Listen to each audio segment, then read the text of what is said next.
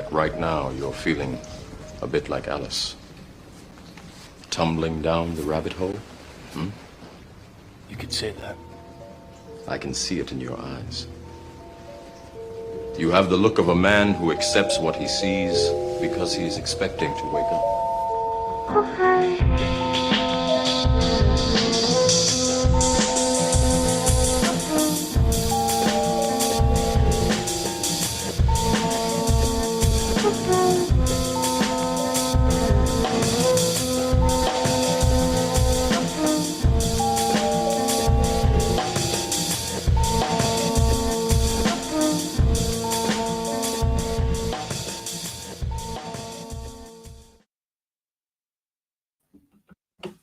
Welcome everybody. This is Team Rabbit Hole edition 282 with Ancient Historia. It is Luke, researcher, YouTube, Brit, Virgo. Join the team as we get to know Luke, a humorous DIY digital historian examining language, images, and maps, trying to piece together our potentially lost past.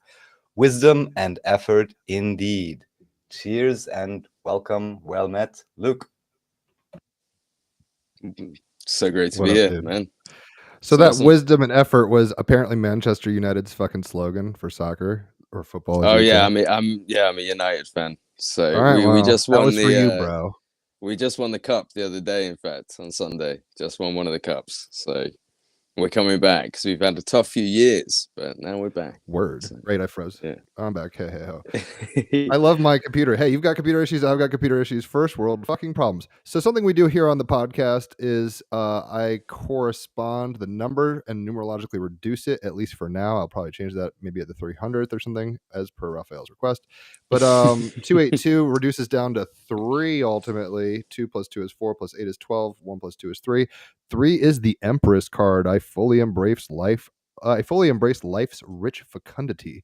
The Empress, everything is possible, allowing abundance into your life, tapping into the creative flow of the universe, starting something nurturing. Raphael, what do you got? You're going to have to tell us. Yes, we have the 4 of Pentacles. From here, it looks like something with giant tits, but that might just be the It's just you. distance I am. But you I know, see a face, but I hear you. everything is Yeah. Freudian at some level. So we have the aspects Sun and Capricorn, resources, ownership, assets, elevating to that which one has, gift, legacy, inheritance, pleasure, gaiety, enjoyment. So here we are. I love the stifled laugh. So between the Emperor's card and the 4 of Pentacles, which is kind of just about, you know, getting the work done and having a good time, is there anything that resonates or syncs up for you? If not, that's cool. Just wondering.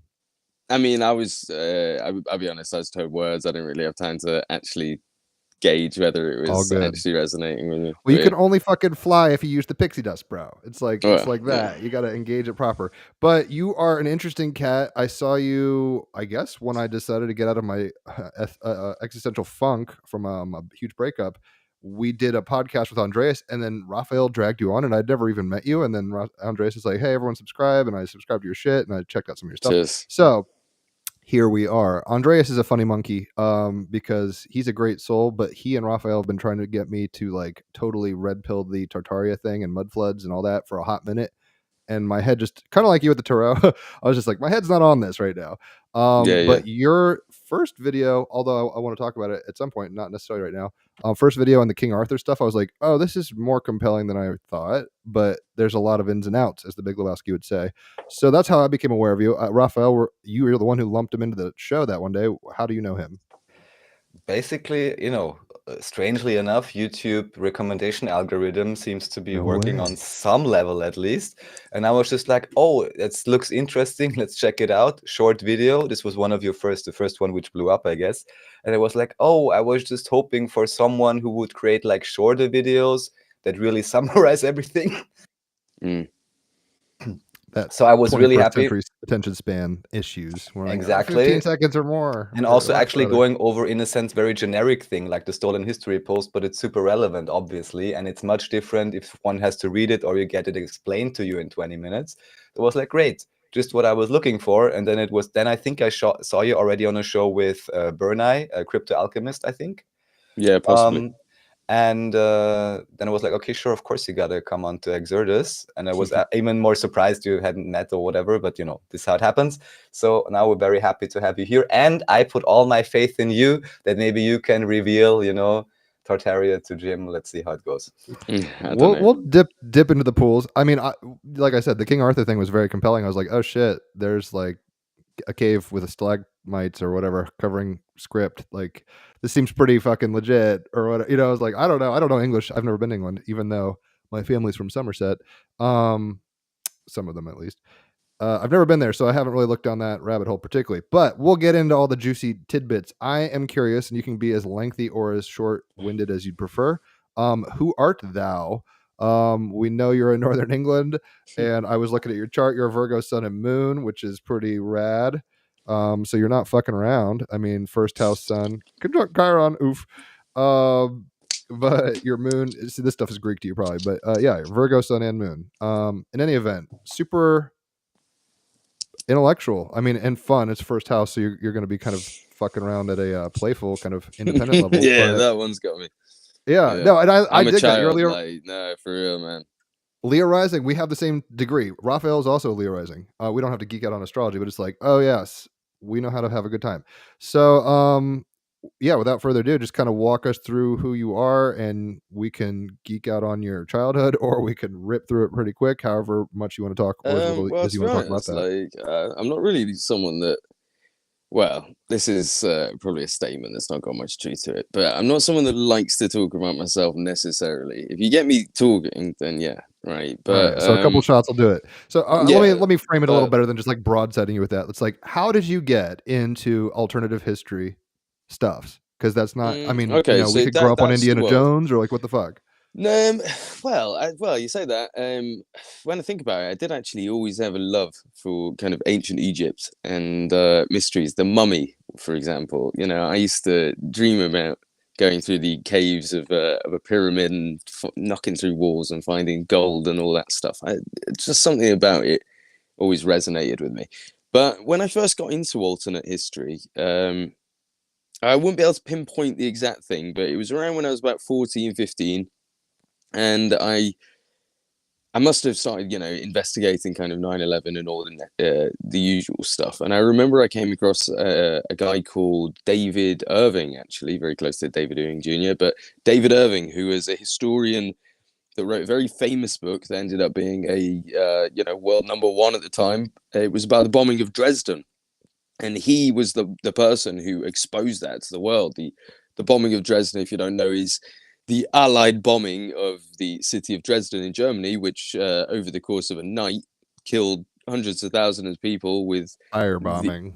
The entire city was destroyed, and it wasn't a military target.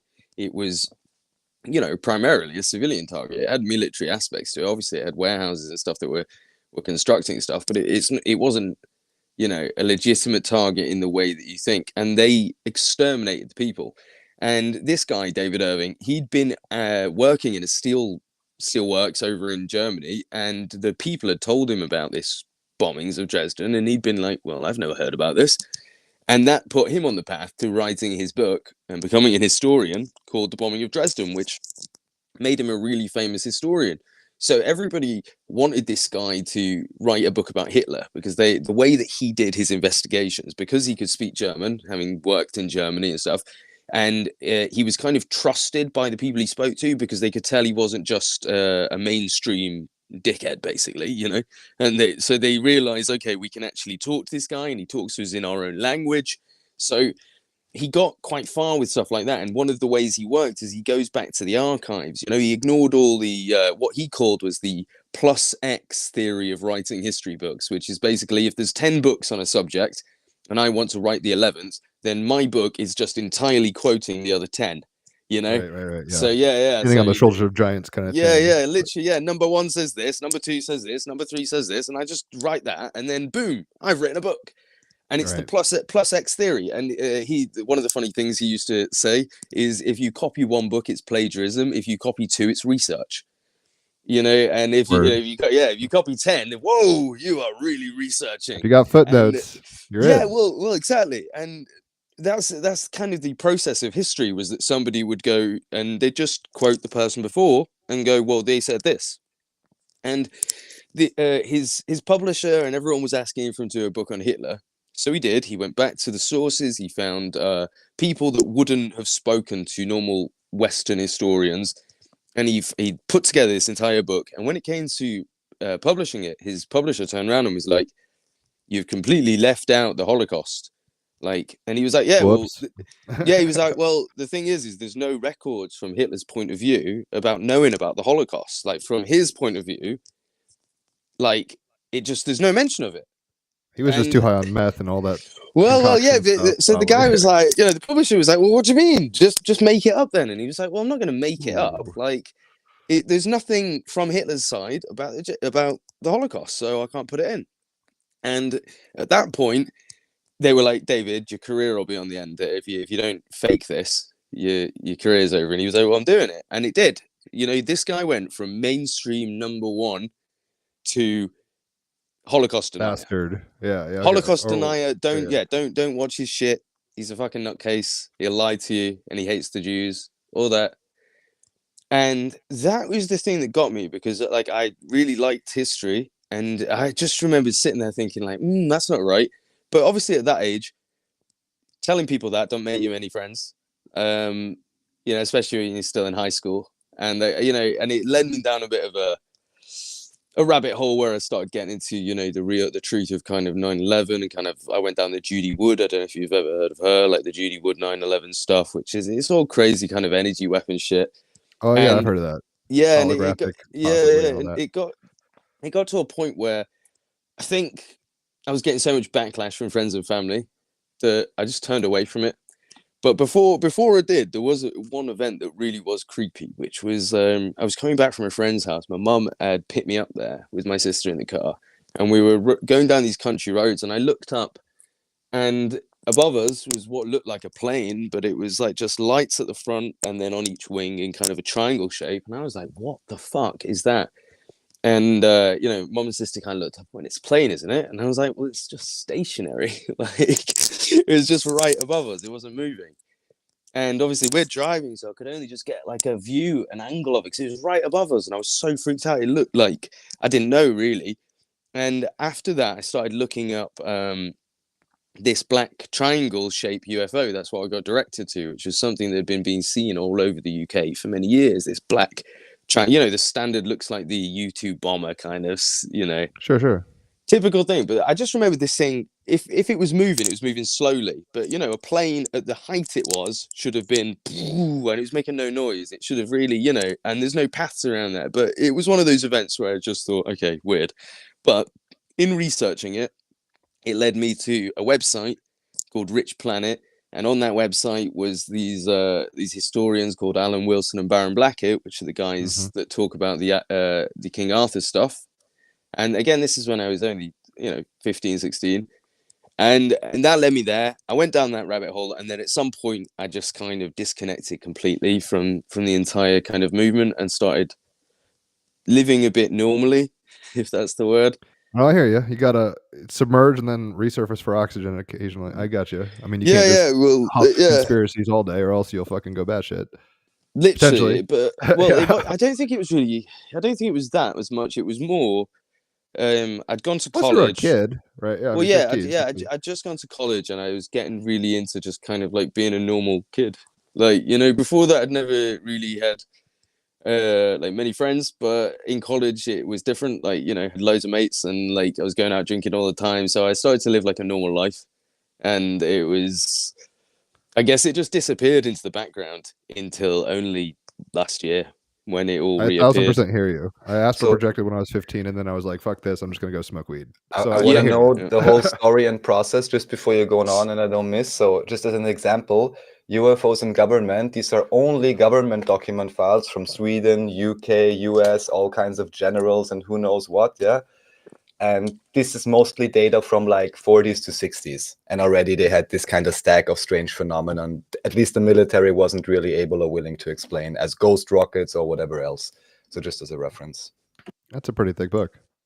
Yeah, well, it was pretty freaky. I will give it that. And when I think back on it, well, it's hard to say actually because you don't know whether shit that you're thinking is just imaginary. But there's stuff that's always been weird in my life, and I get memories of things when I was younger that weren't normal, but I can't tell you what, if you know what I mean. Can't quite put your finger on it. See, you are a Virgo sun and moon, so you're going to be more err on the side of caution generally, probably. I'm looking at your chart really quick. Okay, your Saturn's in Pisces, so you can't really actually Saturn just entered Pisces collectively, so you're going to have an interesting time. And in a weird way, if you put in the work, your dreams will come true right now. So keep putting in the work. And your Mars in Cancer, gang. I got that, and you got that in 11th house. We don't have to geek out about this. Jupiter in Scorpio, but of course, in 3rd house, you're gonna see a lot of weird shit. But then you're not gonna trust what it was in a weird way. So it's like, was I hallucinating? Was this my prefrontal cortex that is glitching, definitely or me. what's happening? That's 100%. So never. I guess don't be your own party pooper, but obviously, don't just guzzle Kool-Aid because it's hip. Speaking of what? guzzling At the same time, okay. though, I would say that my questioning gave me a strength that when you stop questioning doesn't. Like, if you think like, this is just my brain, you can go further. Whereas if you're like, oh fuck, this is demons, you oh run no, away. okay, that's a whole different trip. But do you understand? Do you know what I mean? Well, yeah, no, but like having that kind of like, fuck this ain't real. That could push you further into the cave than you would have gone if you'd understood the dangers. And I think there is a quality to that I miss, because now I'm like, whereas 6 months ago I would have been like, I'm the captain of DMT. I've got a hat with DMT on it, and I'm going in right now. Whereas right now I'm like, shh, it will hear you. Oh no, the walls are haunted. Yeah, that's not fun. The first time I blasted off, I was like, afterwards, I was just like, I guess, like it felt like not haunted, but kind of like that, where I'm just like, I guess that's just behind reality. What do I do with this? I mean, let's put it this way: your sun and moon are in Virgo. Terrence McKenna was a Virgo moon. I don't know if you're into Terrence McKenna. He was a Virgo moon with a Scorpio sun. You got to check him out because your Jupiter's in 3rd house Scorpio. So is his sun. He's all about DMT elves and fucking mushroom stoned up ape theories. Terrence McKenna is one of the great minds of all time. If you're not into him, I'll send you some links and you can geek out on that. And that's totally a whole new ball game. He's dead though, so can't get him on the podcast. Sucks. So we had Rupert Sheldrake on, who was his buddy. So that was fun. In any event, what I was trying to segue earlier with was like, oh, drinking Kool-Aid, blah blah blah. What was your high school kind of like? I mean, you guys do it a little differently. Did you feel like Harry Potter launched up into Hogwarts? Like, how did you feel? I mean, you said you weren't like socially acclimated, and it was kind of like a popping of the cherry or whatever. So were you binge drinking, or like, how did your high school formative years go? Well, for us, high school ends at 16, so then you go to college. Right? So, yeah, you guys have that system. Yeah, to be honest, like when I was younger, I just never fit in. Like, I don't know, I've just always been a weird kid. I don't know how to describe it. Just I could look at your chart and try. Like, I mean, like I was saying, Jupiter and Scorpio, you're a recluse. I mean, you're a recluse, dude. Let's put it that way. Like, you're the hermit. You are the hermit. So it's like you're like, I don't want to go to the party. I want to fucking sit in my cave and read. That's not too yeah, but the thing is though, is like I'm like that, but I'm also not. Like I have a side in me that wants to be on center stage and have everyone Leo looking rising. at me.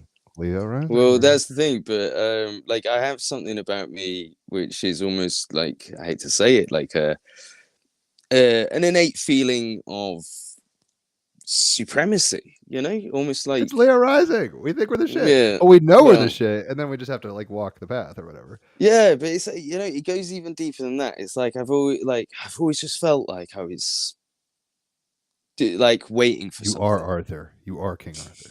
No. Like, we're all just at your round table. But that's the thing. It's like I've always just like had this weird thing about it, and I don't know how to explain it. When it got into DMT, I started to understand it a little bit, but it also confused me even more because the shit I've seen is like, I don't know. It's ineffable. Yeah, we could try, but I mean, Jesus Christ. All right, so we'll kind of weave around the high school thing, college thing. When you got into college, I mean, were you still doing the fuck all the weird stuff, I want to be normal thing, or were you starting to get back into the? Well, the thing is like even I was still like I was always a bit weird. Like even in English classes and stuff, I do talks about like how black holes work on the other side of the universe. So I've always been into that, and that's what I mean by like I think it's like I've had a deeper person inside me who I was just like, shut up, let me have fun for a bit, you know? Right, I hear you. And yeah, and like you say, I you got just the inner smoke weed Rafiki and like, wanting to like have the wisdom drop, and then you got the yeah, outer yeah, Simba being like, and I I just want just to fucking Hakuna Matata this shit. like I just locked away whoever it was or whatever it was. I locked it deep away. And this is the thing is like as I've done DMT, I've realized that stuff that I've experienced on DMT, like almost I used to do as a kid, just in my imagination. I remember when I was very young being in these worlds in your in your daydreams. The And imaginal realm. well, because they say it, don't they? As you get further from God, when you first come out of the womb, you are just in that realm, Hot right? off the press. Yeah, you're like, oh Yeah, shit, and why am yeah, I in this? you pop back in so easily in your dreams, definitely, but also in your day-to-day life, you just pop back in and out of that spirit realm. Whereas the further you get older, and that's why Jesus, well, not Jesus, but that's why the Bible says, to get into the kingdom of heaven, Gotta be a kid. you've got to be a kid, because Yeah. he's talking about your pineal gland, I think, or talking about that opening of your mind, because they say when when you open your pineal gland, you'll see in color, and that I think is the first step of creating your light body, which is another thing they talk about. I think people have been tricked into thinking Tricks are for prayer kids. is but into thinking prayer is enough. Just like, please save me, God, right? But what happens with that, in my personal opinion at the moment, is that people just go straight into like the reincarnation chamber, Okay. because you've You're just it's shouting at the sky. You didn't do the walk. You well, didn't walk the path. yeah, Or yeah, it's whatever. kind of like, imagine if at the end of the school year, you've got a big physical test, right? And whoever lifts X amount gets into the program. Let's say it's some kind of program like that, football program or whatever, and you got to lift X amount. So let's say that you've got one set group of people that are actually training all year to get into that thing, and then on the day they lift. And then you got another group of people that just sit there going, please God, please can I get in? And then when it comes to lift it, they're like, fucking what the fuck, and drop it and don't get anywhere, and they go straight back to the beginning of the course. But they get their minds wiped when they go back to the beginning of the course, and they just keep living the same cycle over and over, because they don't realize that the meditation and the mind work, the self work, has been taken out of the Bible. The bit where Jesus walks people through the fucking desert eating mushrooms, going, oh, you got to do this, and even just by that simple story, most people should be going on a 40-day wander through the desert on hallucinogenics, because the point is, I think, is that you've got to do certain things. And my experience of that is that when I started taking DMT, I had no idea what I was doing. There was no one to tell me. And in fact, I got guided to it in a way I can't describe. Like, my dad had passed away, and I was seeing weird shit in the clouds, and I was having a tough time. And I knew, I just was like, I need to take some kind of hallucinogenics. And I was asking everyone that I knew that usually could get acid or could get shrooms or could get whatever, and no one could get it. And I was like, fuck's sake.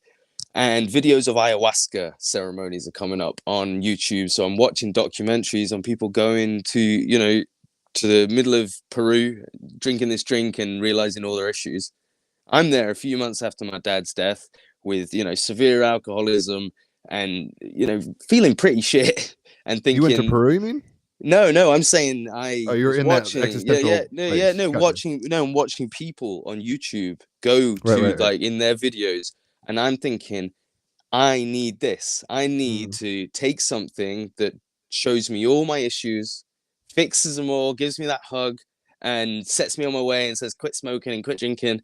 And I needed that. And I was like, where can I get that? Because obviously I can't afford to go to Peru. I can't afford to get across to the other side of the world and do this. So it just, something said, like, look into it. And obviously I saw DMT was the active compound. And my brain was like, oh, well, I've heard of DMT before on like Joe Rogan. So I started looking into DMT, and I realized, like, well, it's pretty easy to make chemically, Oh, you did that. You made it. You synthesized it? Oh, shit. Yeah. For real, bro. Props. That's Yeah, some Virgo. stuff. You're the hermit. You're the alchemist. I mean, it's Yeah, real. literally, I No got joke. 420 grams of mimosa hostilis in the fridge just in case I need to make any more. But I've got enough in me pot, so I On don't need to. deck. Yeah, Like, I've got gear ready, gear in the fridge, but I'm too scared to take any anymore. I hear you.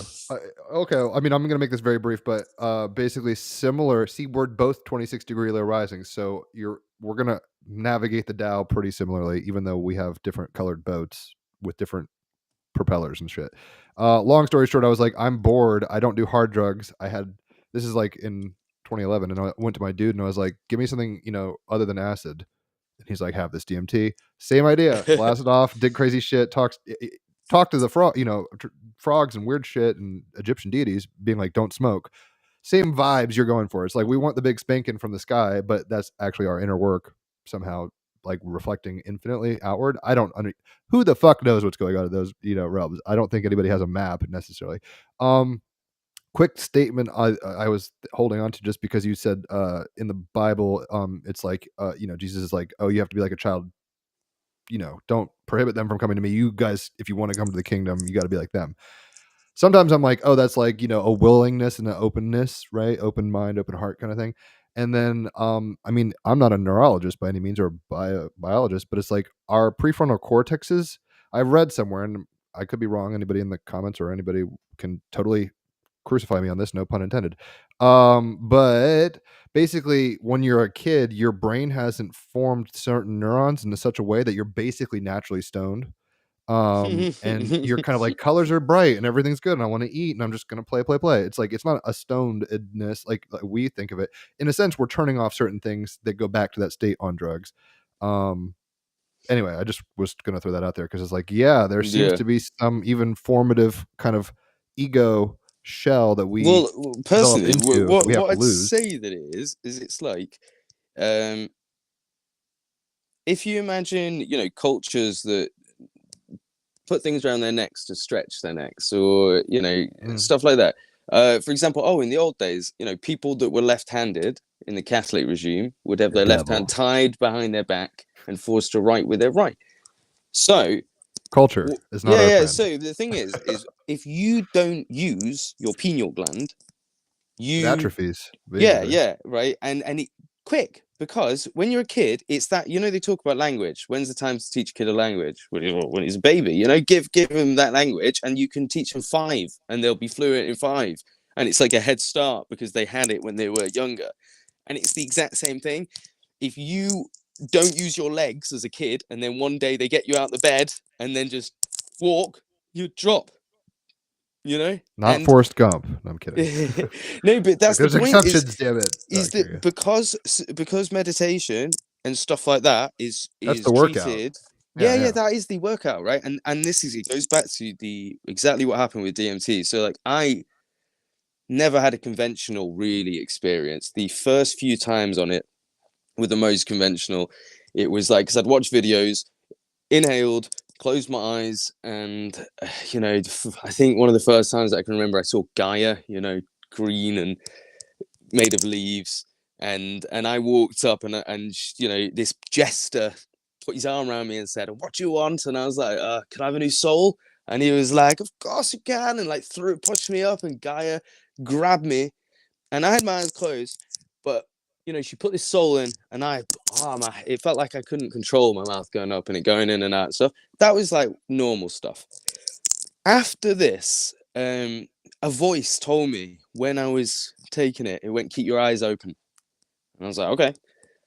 So as I was holding it in and I kept my eyes open, I kind of left-ish through my eyes, and I was like, oh, okay, I kind of get where there was something. It was like it was pulling me out and I couldn't quite get it. It was literally, it felt like it was reaching and going, come on in, but I couldn't quite get there. So I did it again and again, and then eventually, I went actually out into that realm. It was like a waiting room, like a, holographic waiting room almost, made of all geometry and stuff. Yeah, I know what you mean, dude. Yeah, and then boom, through the hotel, if you know the hotel, through with all the. I don't know it as intimately as you, but there's a waiting room kind of thing. You go into the hotel, which is literally like hallways of beings made of geometry and stuff like that. Yeah, right. And you go through all that. So it did all that. And then after that, a few times after that, a voice told me, try and stay conscious. Like, don't get carried off into that realm. So I was like, okay. And I did. As it was trying to take me, I was just like, no, stay here, you know, tensing up, thinking, no, I am staying here. Boom. 1 minute, suddenly, it was like I connected to something. I don't know what, but I was just looking around and I've never felt so good. It was literally like I was high on high on high and high. And I was going, oh my God. My vision was like 4K above 4K. It was like I'd never seen properly before. Everything looked right. I knew It looked everything. true, right? It Yeah. was like, And I'm actually awake for the first time. yeah. And Vibes. I had this feeling of like, this is how the aliens see the world. Right. And I was like, I want to be able to see like this all the time. And I was looking around like, whoa. I remember telling my friend shortly after, I left him a voice note that just made no sense. It was just like, bro, whoa, you need to whoa, you know, like, but I thought it made sense. But just honestly, it was different. And then after that, it was basically trips started to happen here instead of out there. And that's because I've opened my third eye. And this is what they were trying to teach me with the keep your eyes open. Now try and stay present. Because once it got to a point where I could stay present, I was taking it quite a bit. I was doing it like at least every 2 days for a good month or so. And I went through about 6-7 grams in that time. And it got to a point where I genuinely couldn't. Knocking on heaven's door. God, dude, No, that's a but lot of blasting off. Oh well, yeah, it was. It got to a point where I couldn't blast off anymore. My passport Right. had expired, right? But basically, I'd take it. I'd feel like I was the stuff, but I'd just feel high, and I'd look around my room, and it'd all go to a kind of sometimes a bit visually different. But I just couldn't leave this realm. And I remember boasting to my friend, like, well, not boasting, but being a bit like, I'm Billy Big Bollocks, you know, because DMT don't even affect me anymore, you know? Just kind of does that. Above it. Yeah. And then that night I'd had quite a bit like to drink, well, not quite a bit but a decent amount, and I went British in. standards of drinking are so insane. So to you, like, you would have killed a mule, but yes, I No, guess it you had was like only a like half a buzz. bottle of vodka, but Okay. yeah, no, I went in, and this was the biggest mistake of my fucking life, because I just Probably. remember No drug driving. this was it, was that the trip didn't happen in my brain or out there. It happened here. I was in the trip, and I've never ever experienced something surreal. I've realized that I've had that before, but by that point I was already off in my brain. I couldn't remember it because I didn't have the consciousness, because the point is like, don't get carried away, keep yourself. And this is what I mean by the training, is keep yourself. Remember who you are. Don't get carried away with the stream. Keep swimming and remember that you are you.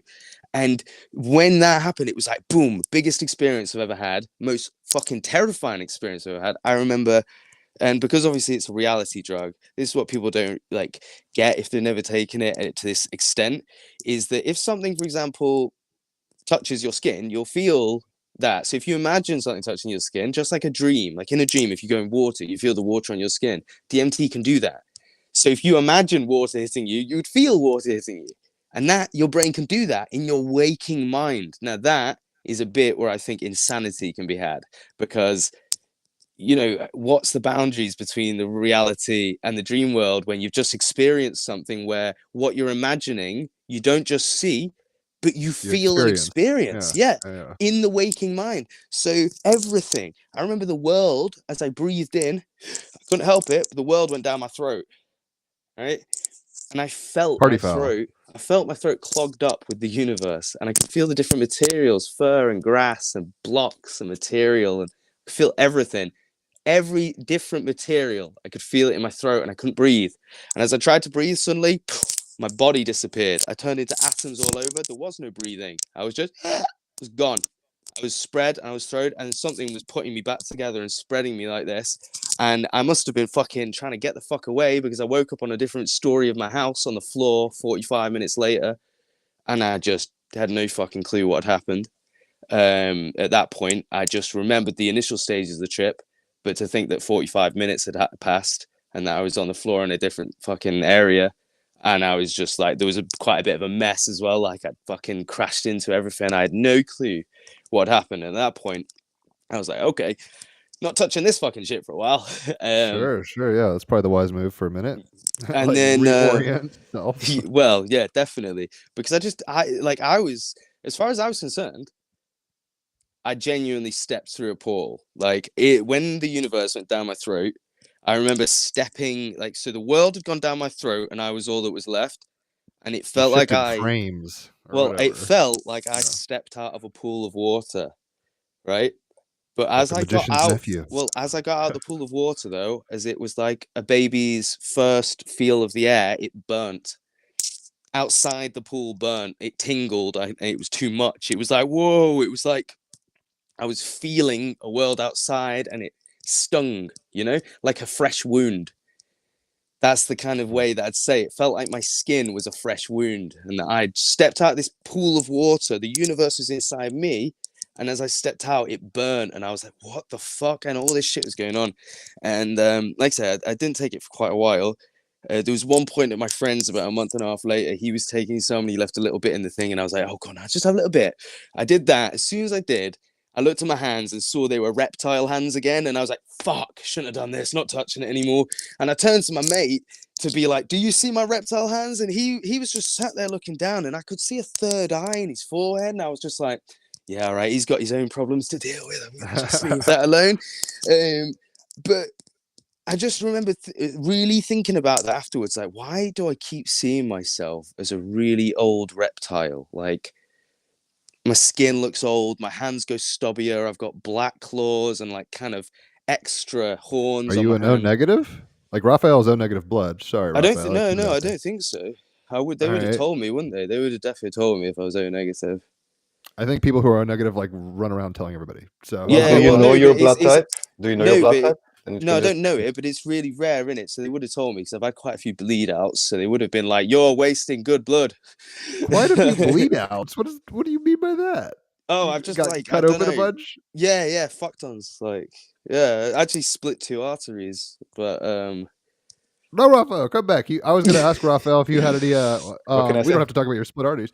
Okay, well, I mean, we're talking about heavy word shit. What are your 2 cents? Because I have only done DMT a few times, and I've had such intense experiences, I'm afraid to do ayahuasca kind of thing. It's like fears. Ayahuasca is nowhere near as bad as DMT. That's what they keep saying, but I mean, 8 hours of like puking and shitting and being in that realm. Oh yeah, well, in that sense, yeah. But what you actually experience, like for example, with me, I've tried to do ayahuasca in the pill form, which is you just take the chemical version and then you just take the DMT. So you turn off your mouth with the inhibitor and then you just take the DMT. And I'm not kidding, I've taken fuck tons of that and it just don't even touch me, because I think ayahuasca is for the babies. Ayahuasca is like, come on, welcome to the spirit realm, have fun, look around, don't go too far, right? I need that shit. No, for real. DMT, rocket science is too much. Because what I'm talking about with this opening of your pineal gland is now, because I did DMT again about a month ago. I'm not shitting you. It took me straight back to that realm. The trip was around me. As soon as I did, I was like, oh, bollocks. It was actually around me. Objects moving, things there. But this was the first time, and it was out of fear, but it was the first time that I remember the whole trip, the whole 5 minutes, I was completely conscious. No knockout, no issues. I shat myself.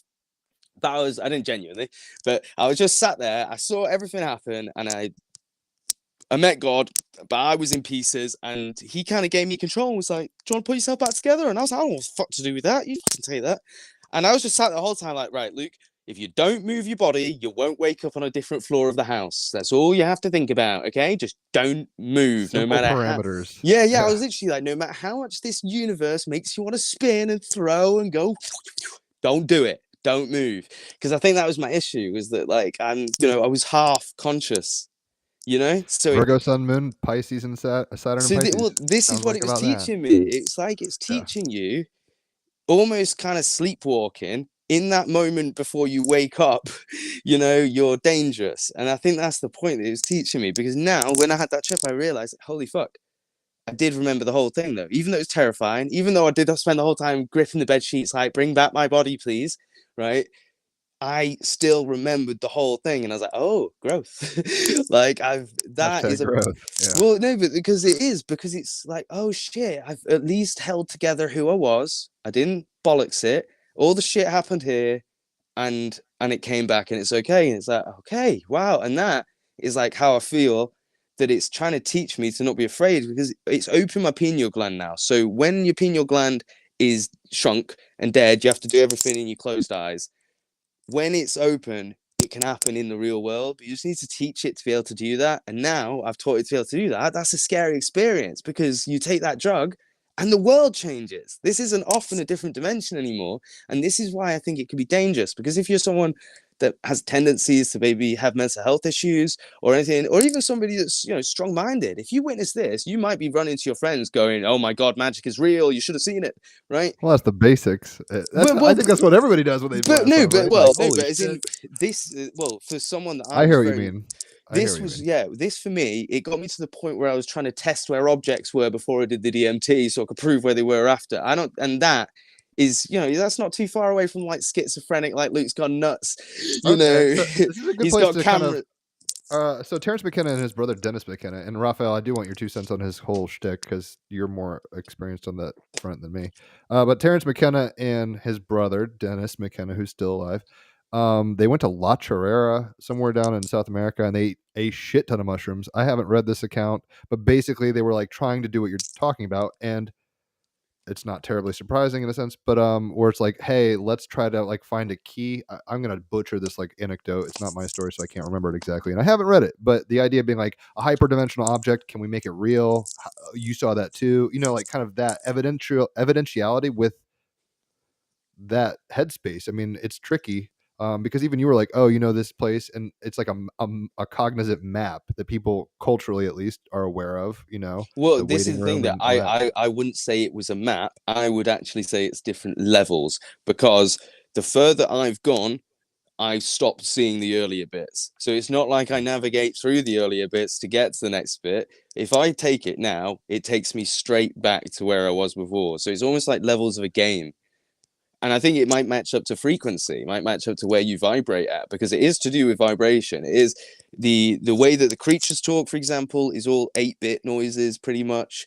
You know, it's all do do do do do, like that's very simplistic, and you will hear everything. It vibrates up. It's this buzzing up, buzzes you up as you get to that realm, and everything is high pitched, and that's why noises can really fuck with you. So if there was violent music on while you're doing DMT, Not a you suggested mode. yeah, bad suggestion, because your trip will start to just it'll It'll do reflect that. that. Yeah, it will reflect that, and you will do that. You'll want to crunch up and explode and boo boo boo. So you've actually got to respect the noises, and even to the point of, if you've got a fan in your room that's spinning just to keep you cool, and you do DMT, that fan is going to become a bang noise that is going to fuck you up.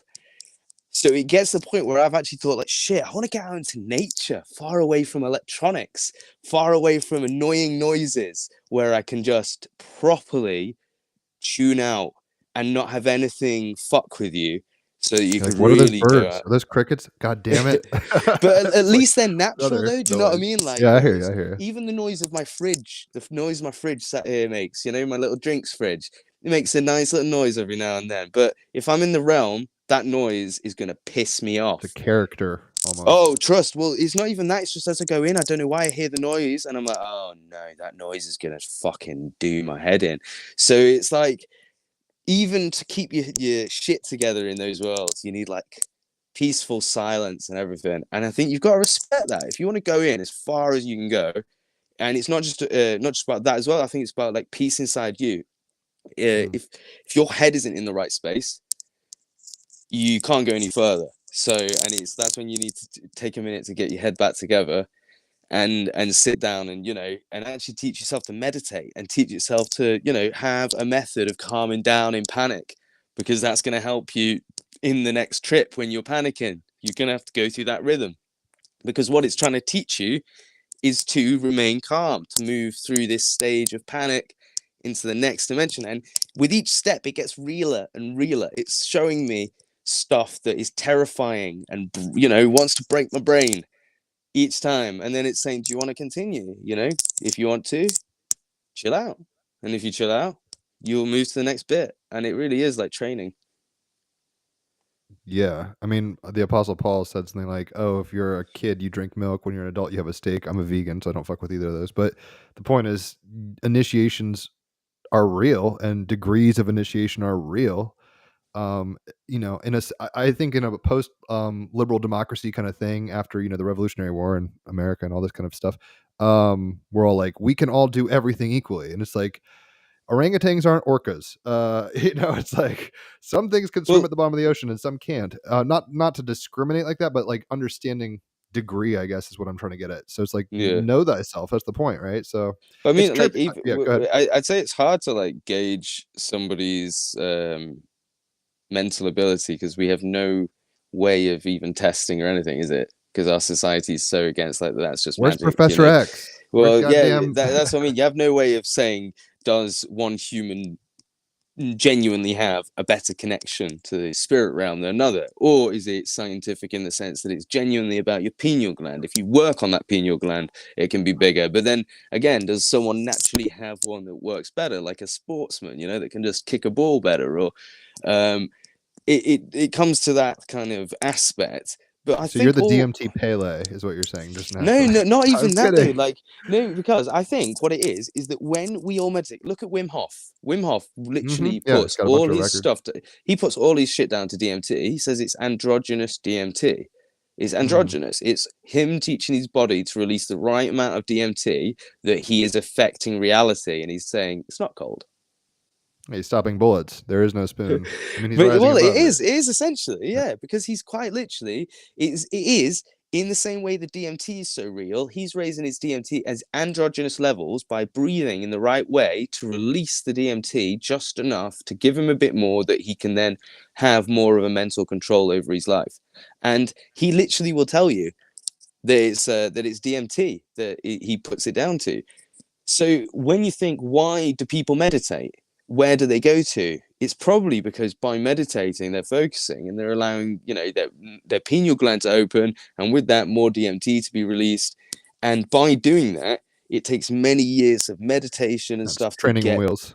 Yeah, whereas I think DMT is basically like just pushing the kid in at the deep end and being like, well, if he swims, he swims, Yeah. And that's kind of why I think DMT was brought to me in particular, because I never used to fuck with meditation because I just thought it was stupid. I would have never sat it through to get to the point where I could see stuff in my head. To actually go, oh shit, I would have been like, no, I'm not seeing anything, and never done it. Whereas DMT did that for me. It opened my pineal gland. And very Doctor Strange. It's like, well, for real. Like now, and if I close my eyes, I see just pure color and shapes and stuff. And like weirdly, I went and spoke to my mum, and she was like, "What? Didn't people not usually see images in there, like when they shut their eyes?" I was like, "No, mum, you weirdo." Like she's a level 4 DMT being, bro. You didn't. Yeah, I was about to say. I was like, it's not normal to just have visions. Well, what is normal? Right? Yeah, it's tricky. So she said, what does everyone not get visions of the future when they shut their eyes? Like, no, mum, no, not usually. Well, it's weird. I was listening to some Jordan Peterson or something the other day, and he was talking about our brains have evolved in such a way that blind people can draw. Like somebody who is born blind, who has never seen anything, can draw because we have visual cortex shit. Like, once again, out of my league here biologically, I don't know what the fuck's going on, but apparently it happens. So it's like, it wouldn't surprise me. Anyway, Raphael keeps disappearing. I want his 2 cents of your shtick because I can't really speak to it. I mean, I can high five you and say, "Oh my God, it's such a weird place." I'm just wondering, like, I don't know, ideas. He has different maybe presuppositions than I do, but it's like limits, responsibility, fear, initiatory phases. Like, I think sometimes what happens is, if you go to the bar all the time and everyone knows your name, cheer style, like there's astrologically, it's like summer's awesome, but winter has to happen too, or else the life cycle doesn't work. So it's like, I think spiritual highs are dope, and then at some point it's like you got to integrate that kind of thing happens. So anyway, I'll shut the fuck up. But Raphael, what do you think about what he just told us? So just maybe to anyone who's not so familiar, so they made their own experiences from all the first-hand, second-hand, and third-hand, or whatever you would call it, experiences I know about. It seems that it's highly individualized. So even though I kind of like this idea, like, oh, ayahuasca is just for the baby steps, I have also heard of like pretty extreme things, because then they keep taking it again and again. What I would say from my experience is that just it may be a bit more guided just because you have more time. It has just a different It's like energy. lubrication. It rolls in and rolls out. Well, Yeah. what I'd counter to that is that possibly it might be something like, again, based on pineal gland, that like, depending on how much yours is open, you might or might not get as affected by it, because it does just hit you differently. Like smoked DMT, it's about having X amount in a short period of time, and that is what blasts you into that world. Whereas ayahuasca is about deactivating the inhibitors in your, the enzyme inhibitors in your stomach, and that allows you to absorb that DMT, which brings on this trip over a few hours. So in that sense, DMT, like, I don't know, because like, again, I'll have to go to Peru and test the theory, but if I sit there shitting myself for 6 hours with no trips, I'll be bloody angry at you guys. Refund. Everyone else You is can do having a that shit great in time. England. I'm sorry. Look, it's just your straight. pineal gland. You just got to go back to the training, So no. So I mean, there, from the experiences I know about, there have been people that use it. They see almost nothing. They're just in pain, or in pain. They have their trauma resolved or something. At the same time, some other people sitting next to it and being like, "Oh my God, like I saw everything." Yeah, but I'd say, wait, most people don't. They do it with their eyes closed. I might be wrong on this, but most ayahuasca, that I've seen is they all close eyes, and it's like I say that it's a different experience to that conscious I'm here, because that happens with DMT. You do go off into realms, you'll feel that feeling of, oh, I've taken X amount, it wants to carry me away, and I think that's what it's trying to teach you to fight. So maybe you get the same thing with ayahuasca, but once you are, I think that might be the point, is that ayahuasca, if it can't carry you away because you're too conscious, then it can't really take as much effect on you. Do you know what I mean? You'll just end up sat there kind of seeing light visuals everywhere because you can't be carried away. I think that is something that kind of applies to it. That's interesting. I don't know. What's certainly clear is that the ratio or the change must be quicker when you smoke it, like the buildup and going down, that's obvious, right? And then I'm not sure if you heard about this, but there's something called BUFO, which is 5-MeO DMT, which is like, the potentiated thing. And I can just underline exactly what you said in terms of the risks and the, set and setting. Sound is incredibly important. So in this case, I mean, also with DMT, especially with the other type, it really makes a big difference if there is like a great shaman assisting you or playing a nice flute or something. It can make everything, super smooth. I'd be curious whenever you get to it, how you react to the 5-MeO thing. And otherwise, I mean, I could tell different stories, in your I guess. psychedelic shopping cart. Raphael's putting It seems...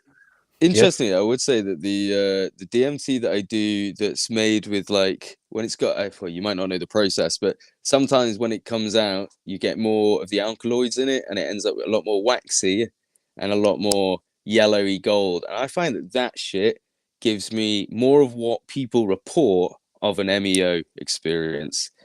That's the stuff that seems to really give me that fucking hell. Whereas if it's the pure white powder that I've taken like off the first batch, that stuff's always a lot cleaner and a lot more, manageable. enjoyable shit. Whereas if you get down to the darker, waxy yellow stuff, like, I should show you this stuff, man. One sec. It's funny that he's saying this because wait, am I allowed to show you this stuff on stream? Yeah, I'm not exactly sure. I mean, we believe you, Yeah, that's funny you say that, because the first stuff I did was like I just shards of orange. I was like, "Is this?" I've got some evil rocks. I kind of want to show you. Jupiter and Scorpio, folks, right here. He wants to break down the taboos. He doesn't give a shit. Okay, so we can talk a lot about psychedelics, and I'm imagining whenever I come to England, not that I'll do DMT necessarily, but it's like we'll kick it and we can talk about drugs all day. I am still curious about your YouTube channel. We haven't even talked about it. And maybe just to put it around, because that's obviously and apparently it's important. If you say, I didn't know about the Wim Hof story, I think it's fascinating, but makes perfect sense that DMT is some kind of, trans-dimensional substance that allows for all kinds of things to occur. And apparently even Wim Hof is using it. But what's then especially interesting, of course, is how these things then lead people, maybe in your case again, to do this kind of research and very quickly, very, let's say, efficiently and seamlessly also have this kind of, in a way, impact, if you will. So where would you say is the connection for you between the psychedelic stuff and then, you know, being able, let's say, to see the world differently, or again starting or allowing yourself to access that, because that was the process for you, I guess. Because this is one thing I will just say about both ayahuasca and any form of DMT, is the actual core feeling, I would say, is, at least for me, was unity, unconditional love. And if you understand that really, then it also means there is no real opposition, which gives one, if one can integrate that feeling, wisdom, understanding into everyday life, it's like then you're unstoppable. And this is why I always think, in a sense, that these things are hidden and obfuscated and distorted, because if more people, you know, easily could train with that in a proper way, they wouldn't be afraid of anything anymore. At least that's my impression, you know, in terms of ego death Power and so on, structures fear would of death. crumble, culture Yeah. would freak out. Yeah, Yeah. I hear you. We'd all walk on water. What the fuck? Or Well, whatever. I'd say whatever it was that guided me to DMT in the first like, I think I have to say, yeah, I do believe that there is a super intelligent force that not only manages what happens to me on it, but also made sure that I went and got it and made it. You know, I'm a theist. I hear you. I I'm not an can't, atheist. like, literally. Well, I was an atheist. That's the thing. Like, Ooh. I really was, and as much as I started to believe in a god, but I always had this kind of niggling thing of like, I've not had it proved. The scariest trips, like I say, I couldn't remember that one that happened to me for ages until I had that trip about a month ago, and I went straight back there, and all the feelings from exactly that day, I tasted all those things in my throat again, and I was like, oh, how the fuck does my brain know to take me back to that exact feeling from that exact moment, the same feeling, put me back as in if I've just loaded up a save game. Yeah, well, And that's kind of what you did, right? You put the well, chapter marker in and literally left. though, yeah, but how does my brain know to do that? I've just smoked DMT and it's like, oh fellas, he's back on it. Let's fucking load up the save game. What? That doesn't sound right. How's my brain got a little save data for It might not be DMT? in your brain. It Well, might be in this your is DNA. Who knows? this is the thing. It took me straight back to that point. Like I say, I had the first conscious experience, and then after it, I was like, okay, yeah, that is terrifying. That was like death. I'm not doing that for a while, and we're gonna think about that. And again, I just thought about it, but weirdly, it wasn't until about a week or so ago. I remember it's been happening more, but what's happening is I've started to have these kind of sleep paralysis moments before I go to sleep, where it started off. In fact, I was watching a movie, and as I was asleep, What film? as I'm I was just falling curious. asleep, I think I really want to say it was a Dragon Ball Z movie. Oh God, I'm I've never pretty seen that shit. certain. But Oh, okay, I love it, man. I'm pretty certain it was, but I might be Goku. wrong. It might have been Marvel, but it was something like that. Okay. And I just remember watching it, and then my brain going like, "Wait a minute, how are we watching this? We've got our eyes closed." And I was like, nah, Oh we yeah, can't. yeah, yeah. Yeah, like we can't have our eyes closed. And I was like, no, we do. And I woke up, opened my eyes, I'm looking the other way, and I turned and the TV's Third eye playing. vision. Yeah, and that's when I was like, okay, because stuff's definitely happened like that before, but this was really with it.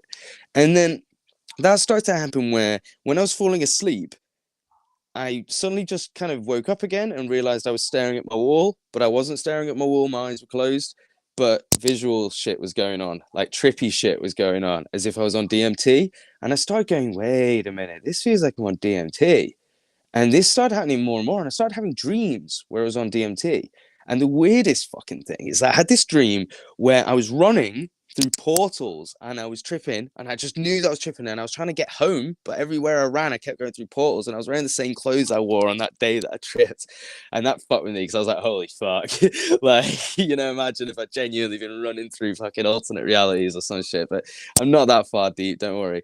But it was like I started to get these kind of feelings of going back into the trip in dreams. And then again, the other week, I was in this half awake state. And I remembered feeling like, again, and it's happened a lot, where if I just push a little bit, the rush of the DMT trip starts to hit me. And you might know the feeling of, almost losing all your balance and just, that kind of, you're going to faint feeling. You know, that high blood pressurey head feel of like, oh, this doesn't feel good.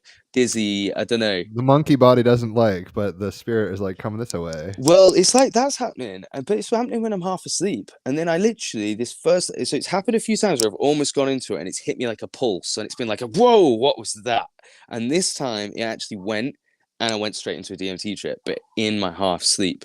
And I was like, holy fuck, how is this happening to me in my fucking sleep now? And after that experience, like I woke up the next day and I had really like fucked up dreams and I just like was thinking like this is getting too much now. Like it follows me. I can't take the drug and it'll fucking come and get me in my sleep.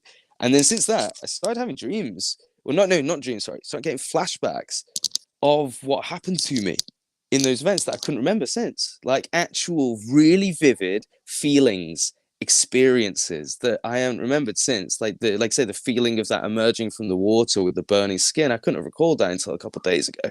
The feeling of the world going down my throat and clogging, not to the extent I could have recalled it a few days ago. The what happened to me, the way the world twisted around, the way that it made my brain feel as it happened. These things have just been coming back to me over the past few days, and I just sat there and thought, the only way that I can explain this is that something is doing this, you know, because it's so selective. It chooses when it wants me to come back in. It chooses when to give me the fucking memories back. It chooses when to make me scared and when to go, come on, you know you want some. And I'm just like, well, it has to be intelligent. And by that logic, what could do this? What is so powerful? And, well, God.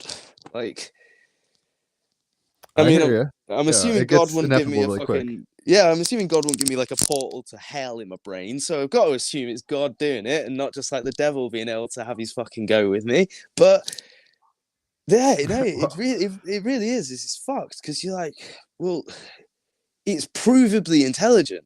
It is provably, like, to me, sorry. It's not like provably to you, obviously, or to anyone listening. No, personal demonstrability is, Terence McKenna would say, like, your experience is your primary indicator of reality. I mean, yes, you can have a temperature and be like, oh my God, things are distorted. So you can't, that's why epistemological frameworks have to have more than one side. You can't just rely on culture. You can't just rely on your personal experience because you could be wrong as much as you can be sincerely incorrect, or whatever. Like Columbus being like, we're in India, right? They're Indians, right? It's like, no, bro, it's not quite like that.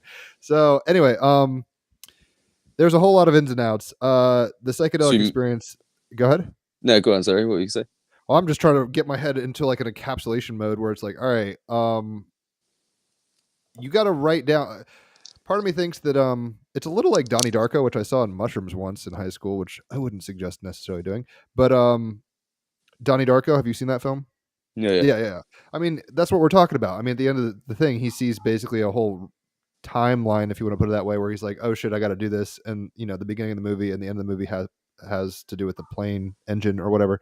Don't want to give too many spoilers, but in parallel realities and I guess the rabbit, ironically, is a version of something that he does at a part. It's a complicated, how would I even put it? We tend in modernistic, postmodern, technically now, I guess, but modernistic materialism has made us really, it's got its benefits, right? We can I guess ship things from America to England and back or what, it's like, it has its merits, but we tend to not be, we've marginalized the supernatural. We've marginalized the mystical and mythic in a sense. And those things are still just as real as ever. So I think you're being guided. I could see why they do it though, because like in a sense, I think, as much as I hate to admit this as a former atheist, like if you believe that there's nothing planned and there's nothing, this teleology is what they call that. There's no purpose. Yeah, exactly. Then you can almost regress into your narcissistic base very easily. Fuck everyone. For sure.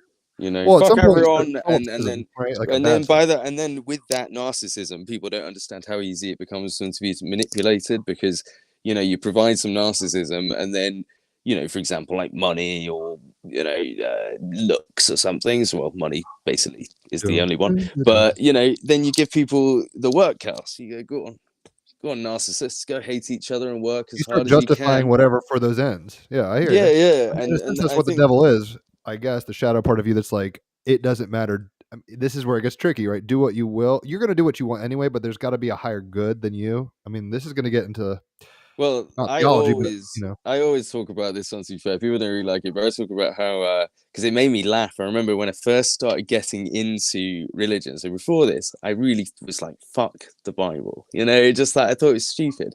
I remember watching an actual video on the Gospel of Luke or one of them, and it was when Jesus came to finding people doing taxes and trading in his Lord's house in Den the of temple. Thieves. Fuck Yeah, y'all. yeah, yeah. In the video, the guy starts flipping tables, and I remember just like staring at it, like thinking, like, fair enough. As someone that hates capitalism, me and Jesus, we've got something. I just burst out laughing, seeing him like the horror on Jesus's face, like we cannot trade, throwing tables. How dare you? But then the more I looked into it, I realized something. He said you can't do this in my father's house, and I was like, okay, so in this instance, your father's house is the temple. But then all the other occurrences, he calls his father's house heaven, but he also calls his father's house the earth. And he says they're going to be one and the same, and his father's house is all around us. And it's In like, my oh, father's house are so many mansions, multiple well, yeah, dimensions. yeah. Well, this is the thing. He's talking about trading in his father's house, and the Bible's like, oh no, he means in the church. It's all right to do it outside the church, and it's like that doesn't sound like what Jesus meant. You sure that's what Jesus? Oh no, yeah. When he flipped the tables and got fucking angry at us, saying we're going to ruin the world, he meant just don't do it in here. We can do it out there.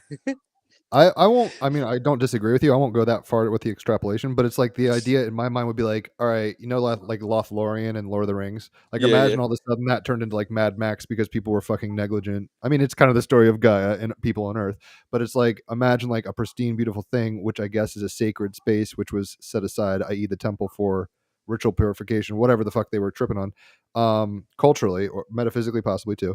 Because I'm a Christian, but yeah, yeah. very atypical, so I don't push it on anybody. Who knows what the fuck's going on, kids?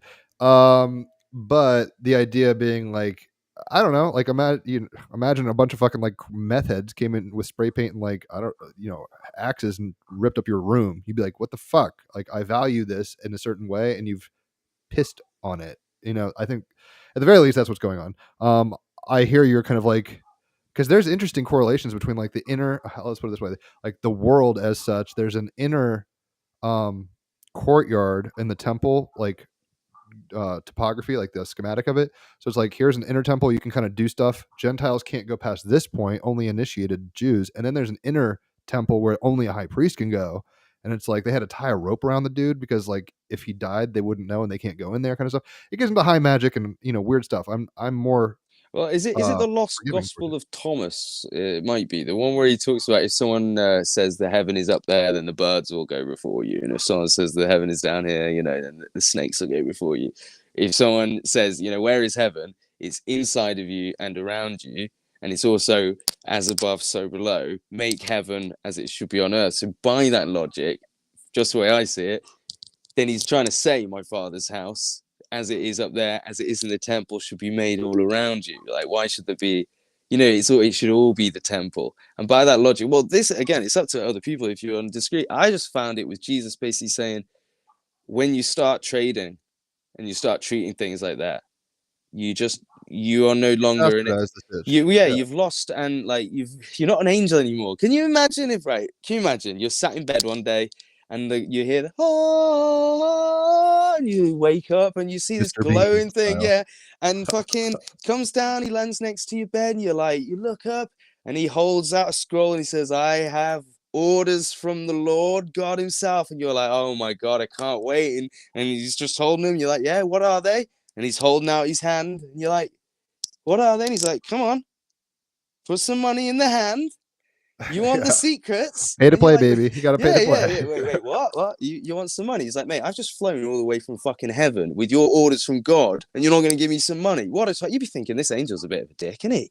Right? Even if he was like, fine then, fine, don't pay me. I guess it's not really the rules, but a tip's a tip. Flings the scroll at you. He's like, dickhead, and floats away. You'd be like, all right, you're reading your orders from God, thinking not quite what I expected, but Garçon.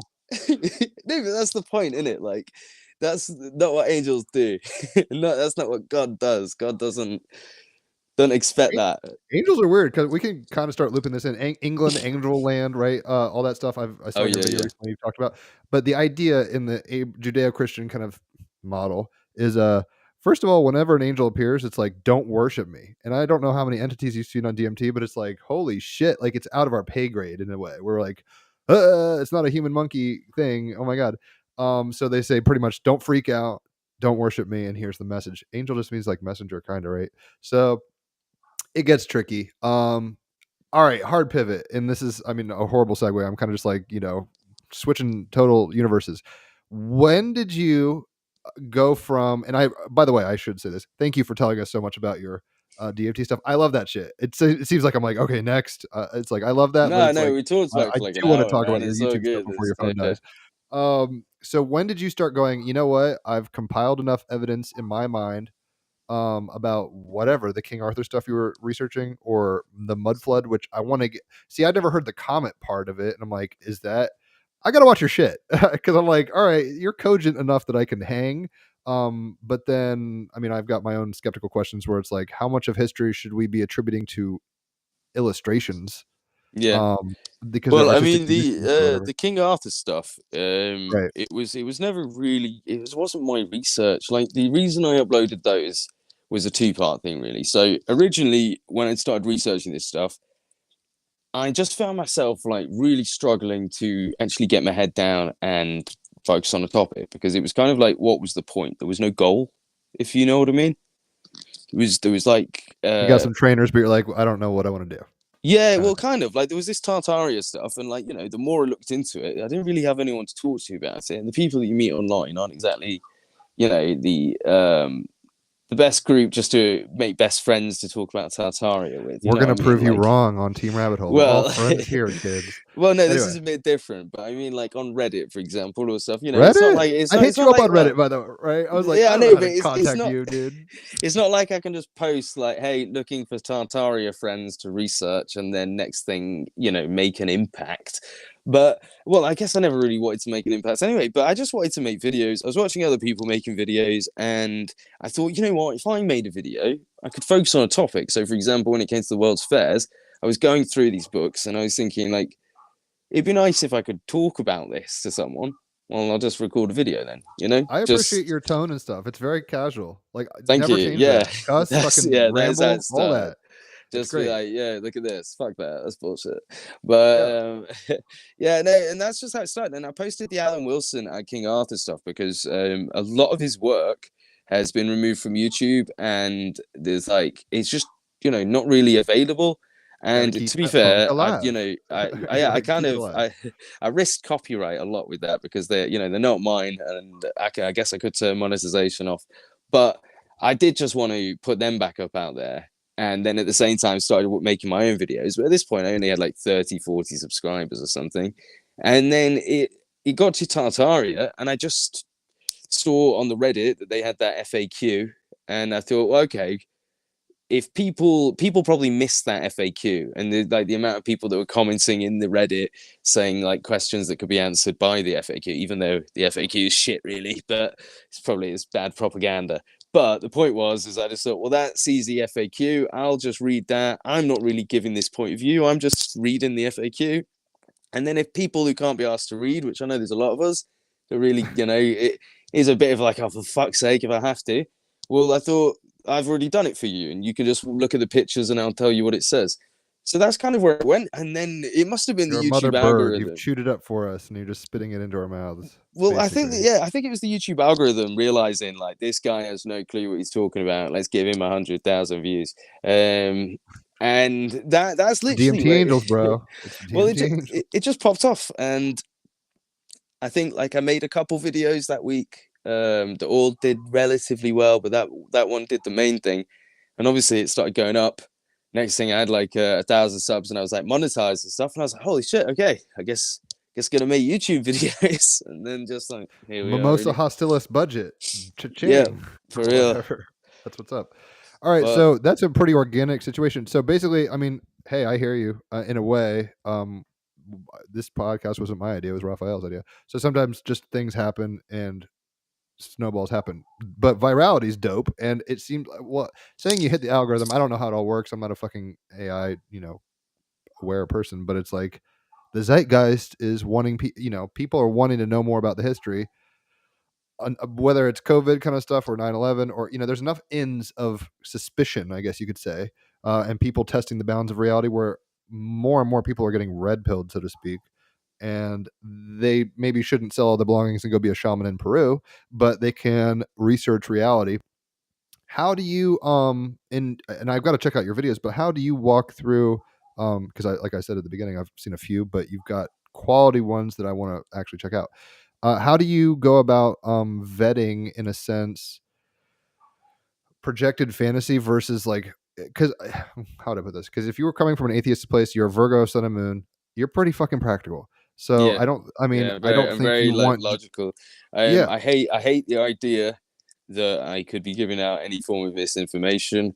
I also hate the idea that I'm saying anything stupid, and I also like to be, this is probably a bad thing, but I try to be in the middle. I try not to step on too many toes. I don't want to be one of those people that comes out and says, this is what we believe here, and if you disagree, fuck off. Because it's not, that's just not how it works.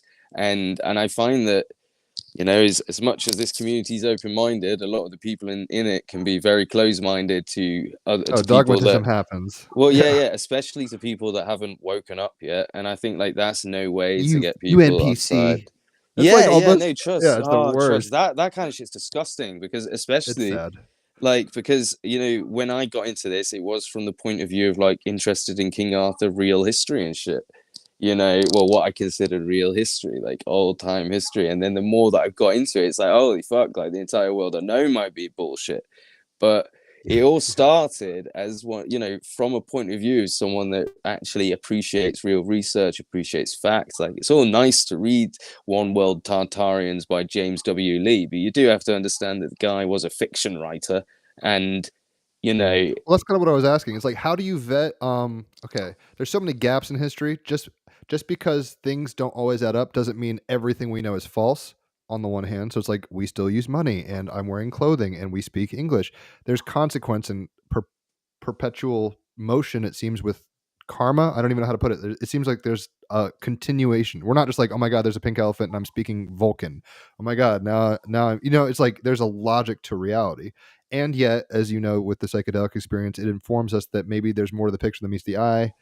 Like, don't just think you have it all nailed down. So given that tension of reality, the both practical kind of material consistency, as well as we're probably in an imaginarium and everything we think can become real, and those are the poles kind of thing.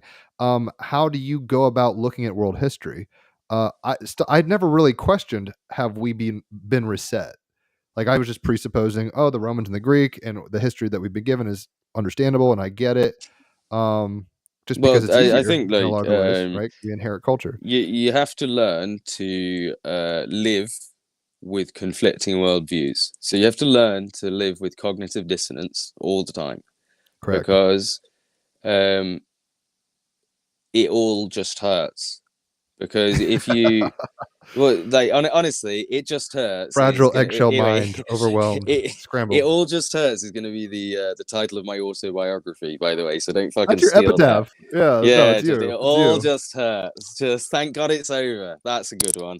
Thank God it's over. You're not so having you thought these. next DMT room. Yeah. Shit. So I was death asleep isn't the in the end. DMT realm. Oh god, I was about. wrong. Yeah. What really hurts by Luke. But 2.0. yeah, no, I think it's just one of these things where you have to be closed-minded to closed-mindedness, as stupid as that sounds. No, I hear you. Because the thing is if you stick to one narrative, you have to be like a child, you mean? Well, yeah, almost, because put Imaginal. it this way: if you're researching flamenco's history, right? Mm-hmm.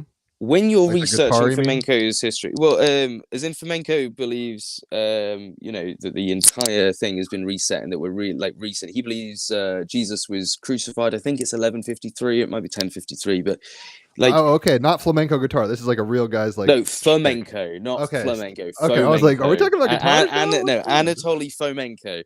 Well, Gotcha, if you're like, so if I'm researching Fomenko's work, for me to build a narrative in my head that I can understand his theory off of, I've got to build that theory, haven't I? And I've got to actually understand the theory, right? So if the theory hurts your brain, you can't do that, because he's telling you things that you disagree with and you're like, nah, it doesn't, no, it can't work. How the fuck do you even build a constructive narrative where you can even criticize the thing? Because you can't even comprehend it. Because the minute you try to start going, oh, well, Jesus was here and then this was here and then the Romans were recent, oh, it hurts, it doesn't work.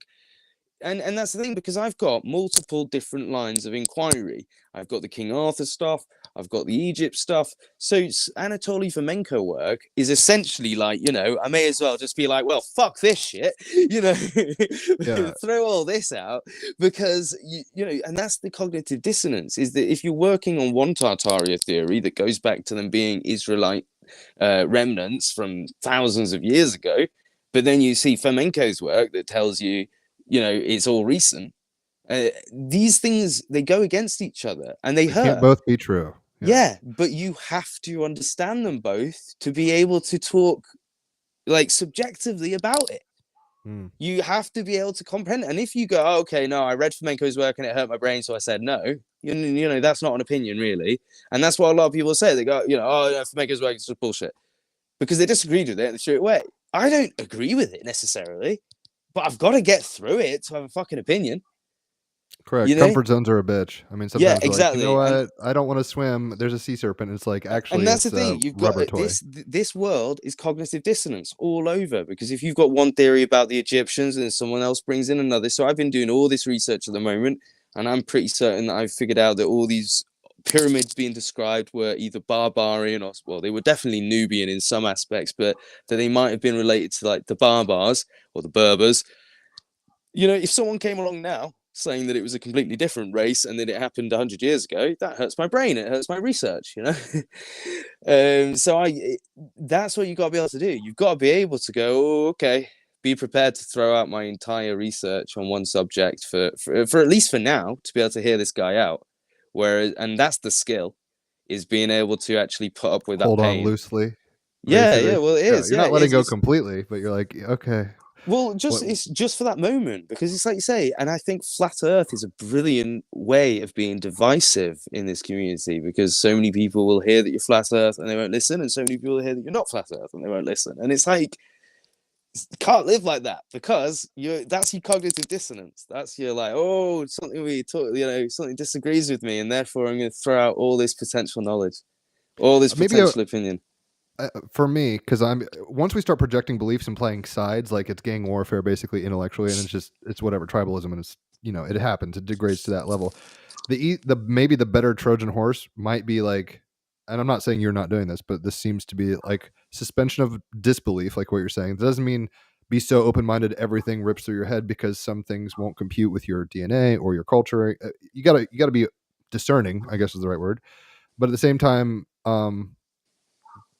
being humble enough to know, I didn't know there was something called X-rays until some scientists figured this shit out, and that's a reality, although I don't see it constantly. Like, we have to just be like, look, we're limited beings at some level, and we have limited perceptions, and we're in time space, and we're communicating through language at other people, trying to figure the fucking thing out. What's evident to me, self-evident things aren't always self-evident. That's one of the hardest things, where I'm like, oh wait, you guys aren't on the same wave, shit.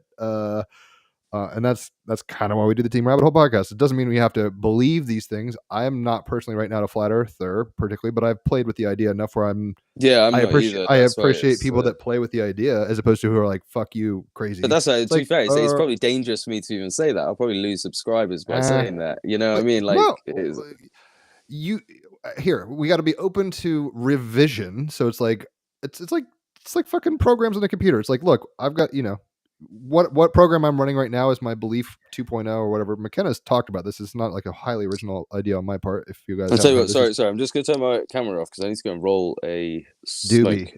Yeah, Do that's it. the one. So Well, I'll hell keep my yeah, do mic it for on. me too. But Yeah. So I mean, yeah. largely speaking, basically, the software of our reality is beliefs, and that's how we run. Culture is a bunch of people agreeing that this is the parameters of the game, and we're playing. I mean, you can't really have a very compelling game without some structure. In a sense, I guess we could all just sit around saying, "Wow, look at the gymnasium." But it's like once you start being like, "Hey, that's a hoop, and this is a ball, and you're supposed to throw it there." Once you have a little directive, it makes our monkey brains and stuff a little more interested in the engagement of that at a level. I'm not just a Darwinian reductionist by any means. In any event, the willingness to play with ideas, play is really the kingdom of God belongs to people that play. Kids are the ultimate thing that plays. So, Raphael, you there? Indeed. Okay, I don't know. It's like, oops, your connection's tripping and he's not talking. So I'm like, am I alone? Am I in a DMT sub-realm? What's going on? You are, but So you can go on. always, right? No, I mean, I think fear and trembling is this kind of Kierkegaardian thing where it's like we gotta do it. We're embarked. We're on the mission of life and being and becoming. Nobody has all the answers. You got to be careful of the people who say this is it. I mean, ideology is a problem in and of itself, but we're here to play with like a library of ideas. Some are more helpful at certain times than others. Knowing how to, tie off a carotid artery bleed is data that's helpful if you get into a horrible accident. Whereas knowing that, isn't as fun as whatever fiction stuff, right? So there's a place for everything, it seems. And I'm not such a relativist as like it's all good. Raphael has helped inculcate me into the it's all good camp much more, and so has acid and shit like that.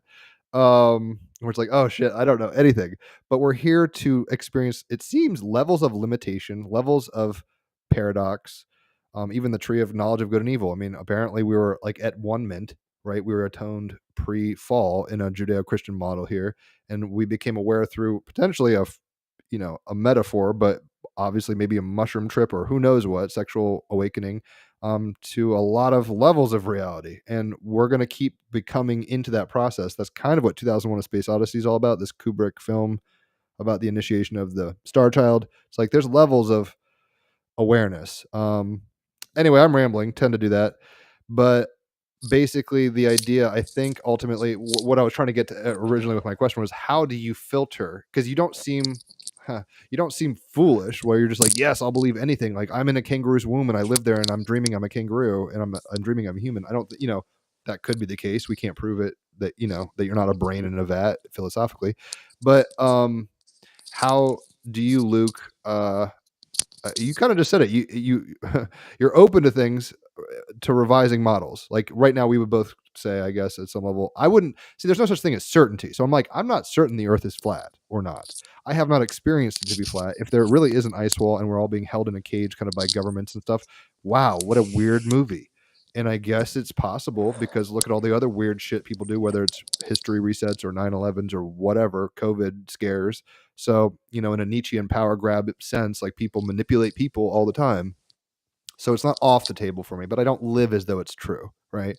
I'm willing to be wrong. I think that's a lot of it too. It's like, hey, you got to swing at. I don't play baseball, and I doubt British people play much cricket kind of style, right? But so you got to swing at it sometimes, or else why are you here? You're here to fuck around and find out.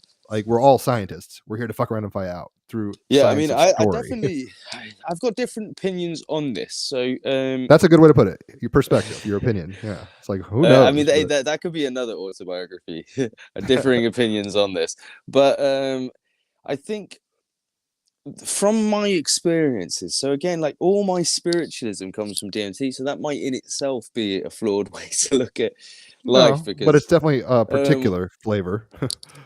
well, that's the thing is that's where my experiences come from, and weirdly, the stuff that I've been shown and just connections have ended up being really, really on point. Stuff that I've seen ages ago. I mean, the weirdest shit. Like I remember coming back from one trip, and in the trip, I remember seeing loads of Egyptian stuff, and I'd met what I feel like was Horus or Anubis or one of them. And I came back from it, and I was just chanting like, "Thank you for choosing me." And I was like, what the fuck does that mean? Yeah, that's some creepy shit when you think about it. And I That's remember bizarre, but cool. there was another one where there was streams of a language going into my brain, 3 streams, and they were a language I can't understand. And I was literally just going like, upgrade, upgrade, upgrade, upgrade, upgrade. And then afterwards, I was Like like, Sonic with the coins. Mm. It's like, I'm And well, really that's the doing thing. That's what I genuinely believe was happening at the time. I definitely believed that I was there for like some kind of upgrade in my brain. Hmm. Like I say, after the proper awakening, the one that shit my tits off was like, That is a very British way to put that, but yes. Yeah, yeah. Well, like, because I know what you mean, but Jesus Christ. Yeah, yeah. Like that one was the that was when I really started to notice that it had other effects on me. Like I say, like I was more attuned to, like, some people think this is bollocks, but I was more attuned to just vibrations and energies and feelings. Like I find it really difficult to listen to music now because I find the music messes with The my spirit of the music, you mean? In a sense, no, just you're not no, saying genuinely. bullshit. No, just I like listen the to stuff like Rage Against the actual. Machine and stuff. I'm like, I used to love this, and I don't dislike it now, but it's got a Yeah, certain energy. yeah, exactly that. It is. It's well, it's almost like I'm scared of what it does to my energy because I feel like my energy needs to stay at a certain level and it makes me feel really dizzy. And then another thing that happens, and now this is why I Virgos and their know, purity obsessions. They're like, I well, I need to know, stay vibrationally clean. I'd Don't. say it's more like I noticed that when I was doing DMT that I realized like I'd seen these things before. And then I suddenly put two and two together because someone said about, one scientist said about it being the dream world. And I realized like, oh shit, I've done some of this stuff before in my dreams. And then obviously I realized like, well, there's no time in this realm. And that's when I realized like, holy fuck. By that logic, the stuff I was experiencing in my dreams was my DMT trips from the future. Word. I could follow that logic. Yeah. Well, and that's just like, oh, well, how do you This get is like, around that?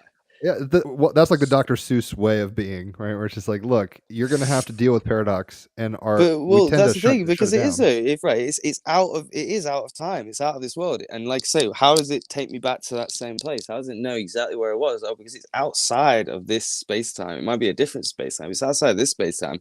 And I realized like, how have I seen this stuff before? Because I've seen it in dreams. And well, because we like to think of cause becomes before effects, but logically, there's no actual rule to that. Correct. And It's a yeah, and consistent principle, but it doesn't mean it's absolute. well, that's the thing. So how do I know that my trip? So again, I was guided to DMT because it was just always supposed to happen. How could I have had those dreams if it hadn't? And it's like What? that again, that was another thing that solidified for me that something way greater than my simple comprehension of like, oh, I'm so smart, the world's atheist and science. That's when I realized like, oh, okay. It's just something different. I'm just a kid with a microphone shouting fucking babble, saying I know.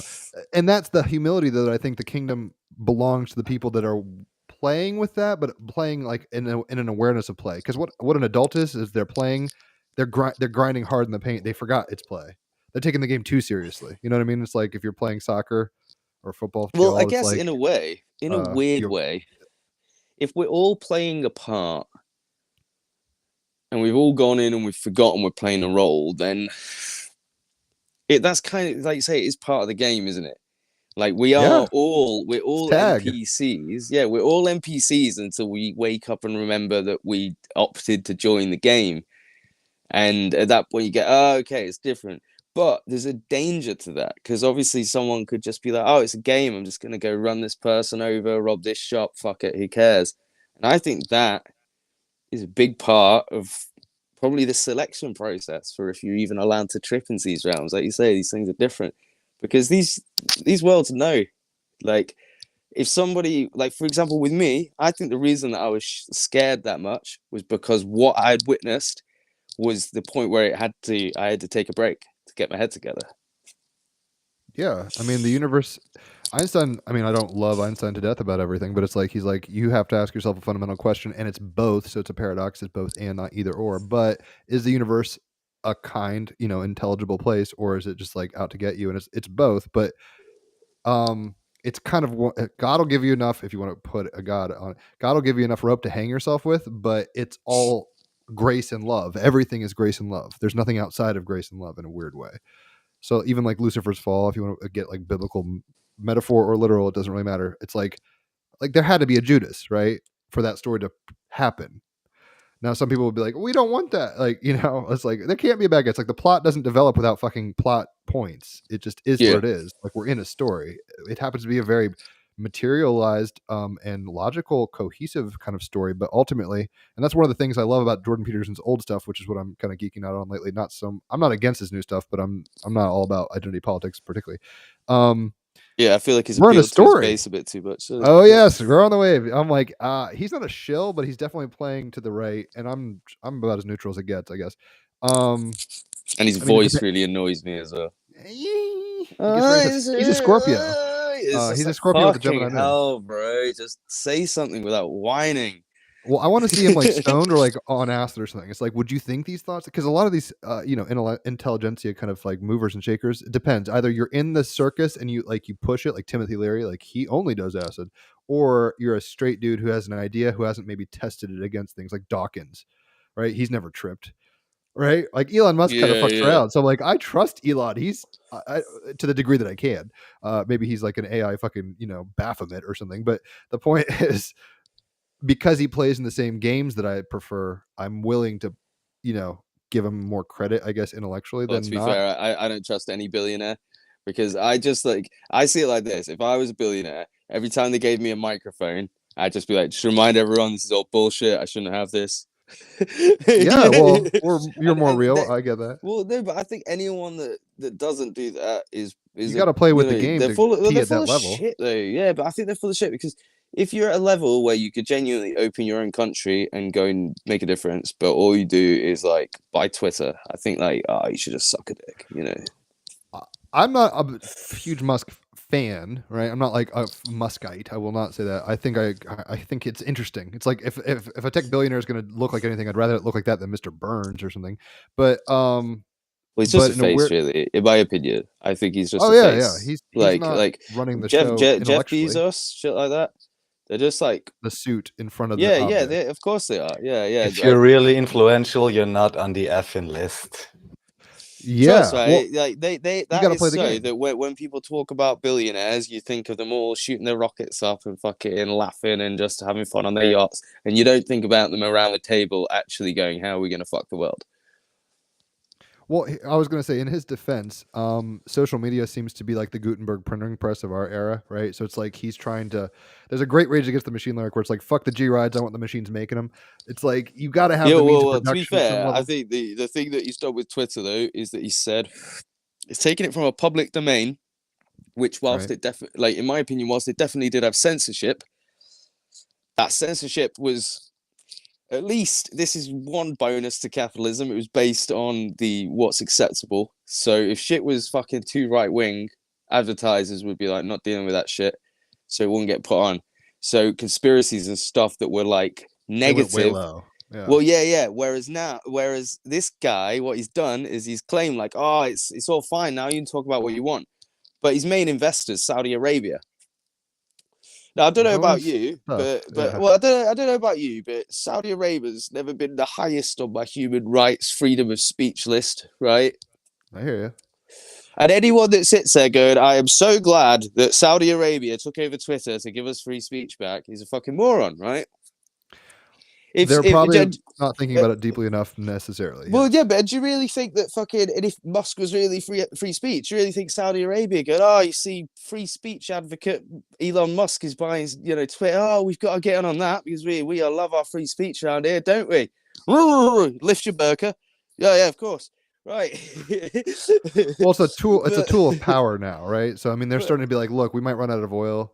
Well, water is a thing. Internet my opinion, this might be a conspiracy on that. My opinion is that Twitter, whilst it is I've seen it's got its negatives. Like obviously, you look at the way that it can influence elections. Reports are basically like a third of the accounts are bots. Most of the comments that you see underneath most officials, like on both sides, any top person is going to be, any senator's got bots commenting on underneath their posts, boosting them, liking, etc. In that sense, it's like, that's really bad. On the other hand, you had this ability in countries like Saudi Arabia, like Iran, to post videos of what was going on in their country. So if you have, supposed uprisings or shit going on, or if there's countries apparently killing their people, you can get like on the ground resources from actual real people. Whereas if you control that funnel, like Saudi Arabia, you can come in and you can cut the narratives you don't want. You can cut those videos before they even hit mainstream. And that's the dangerous bit people don't talk about. I feel like the media focuses on Elon Musk's stupid tweets because that is the emphasis on all the danger he can do. All he can do is say stupid shit that might influence the narrative, and it doesn't make you think about the really sinister stuff, which is that there'll be silencing regimes. They'll be using this to actually quash much smaller countries, to quash their ability to communicate with each other freely. And, has its negatives. Everything lights and dark. Yeah, I don't even use Twitter. I guess Team Oh Rabbit yeah, I has fucking Twitter, hate it. But Reddit is like the alternative where it's democratized, but then it's like owned by populism. China.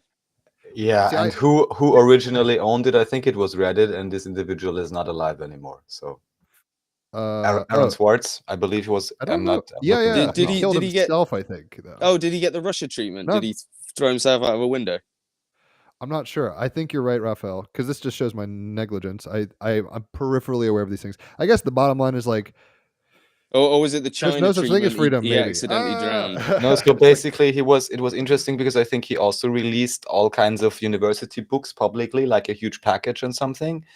And so I'm just saying, because you say democratized, so I could well imagine that this guy was more honest in this approach, and then it got bought up, and now I'm pretty sure it's also pretty controlled. I mean, it can be fun to look at Flash conspiracy, but it doesn't mean you'll get everything there, or even the conspiracy stuff. This is, again, the dangerous side of social media, is that you don't understand how much of it is already controlled by bots. Because when you look at your front page, particularly if you're not somebody that's signed up to, loads of just your groups, then you're advertised to by the algorithm. If you've got loads of your own groups, then obviously it'll try and pick from your own groups, but then you've still got that algorithm to deal with, which is go to UFO subreddit. What they'll do is they'll get a video purposely upvoted, which is easily debunkable, so that video will get shown to loads of people who watch it, momentarily go, oh my God, it's a UFO. Then they click in the comments and go, it's such a dumbass. Because that is what most people will see from the UFO subreddit. And it'll turn into a meme that, like, these guys are constantly posting the most easily debunkable stuff. They're morons. And the real shit gets downvoted because they've got bots. If you've got an army of 10,000 bots in the UFO subreddit and a post comes up, upvote that one, 10,000 upvotes. We don't like that one, 10,000 downvotes. And then you, as a viewer, comes in and you see comments all going, this is bullshit. This is easily digital that. gerrymandering is what you're. Well, it is. It is. You don't understand how much of So it is kind of like Truman Show vibes. If you imagined it is a shop instead of a social media. If you walked into the shop and you had all customers around buying stuff, and you're thinking you're in a shop, and then at some point they all just stop and turn to you, and you realize, holy fuck, they all work here, and you're just in this fake environment. You're the only real fucking guy in there, and you're like, oh, wait a minute. You'd be like, what the fuck? And that's essentially what you're in. You're in a fake environment where only a few of you are really real, and the rest are all robots, kind of going like, it just freaks me out.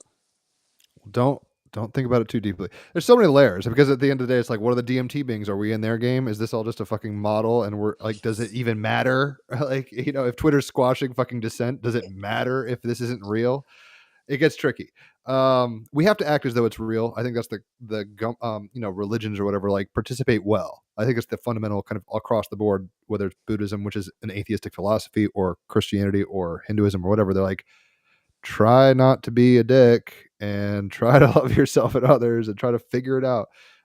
We actually might be at a place in human evolution where, Terrence McKenna, I can't believe you don't know much about him, but it's like we're on the cusp of like a paradigm shift, obviously, with AI. Like, once we start having tools that are stronger than the user of the tool, that can make its own tool, like, are we just going to become, like, I don't know, cats to this next dominant hierarchy thing? Like cats are cool. Like at some, cats were tigers at one point, and then we domesticated them. I always feel somewhat. like AI is such a mainstream topic. It's probably not that much of a big deal to worry about. That's I know it's probably a really childish way to view things, but it's Well, just you gotta it's do your so thing. on the point. And I think, well, because I think we're probably AI. So I think at this point it's kind of like us all running What do you around mean by going, that? Like, well, you mean human because brains are tech from the future? no, From the no, past? as in like I'm pretty. Again, I might be wrong, but I think this is a simulation. And I Sure, think, right. yeah, and it's all by that logic. We're artificial intelligence, and we're worried about creating artificial intelligence. It's a bit like, guys, have a look in the mirror. We are artificial intelligence. Like, oh, okay. It gets tricky because Raphael, I'd like to hear your opinion on that, because that might be the whole one of the new age kind of angles of the war of spirituality, where it's like natural versus artificial, city Well, life, it and could be the like, fucking same. Like, if you, I do, sorry to interrupt, Raphael, before you talk, make sure you let's stay. do But it. if you've ever played Assassin's Creed, Yeah, they the newer Black games, Flag. well, Okay, no. the newer ones in particular, they go into like Greece and I think it's Egypt.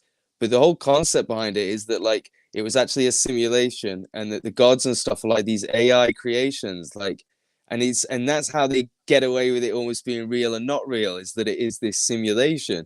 And I think that kind of just really does fit with what I've seen on trips. Like the way stuff seems to work is that it is a simulation. And that's just the view that I've got this feeling of. Like DMT is our regulator for reality. If you give it too much, you feel too much. If you take it away, you don't feel enough. You don't experience enough. And I feel like there could be this aspect to that, which is that we are just this AI program. So what you're kind of saying is like it's one symbol, the yin and the yang.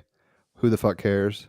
In a sense. Well, essentially, I think. I Yeah. mean, I don't know whether we are, simulated for a purpose, or whether it is genuinely just like a natural simulation. Because I mean, well, what would be the difference between a natural simulation and a simulation?